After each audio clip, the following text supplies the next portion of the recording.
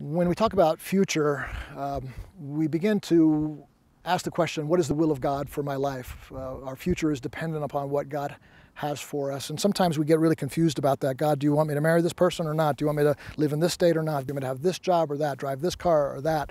And we get to a place of almost emotionally overwhelmed, option fatigue, too many things that we can choose to do or not to do.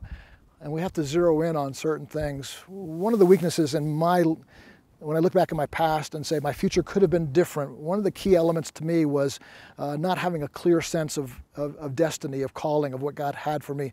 And so I would veer to the left. Let me try this, let me try that. Certainly experimentation and trying new things is healthy for us.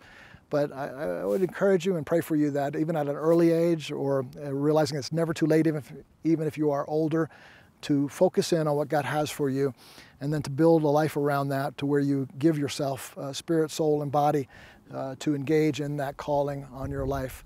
Don't get hung up in your future in that guilt trap of to be a good Christian, I have to go into the mission field or I have to be in the ministry.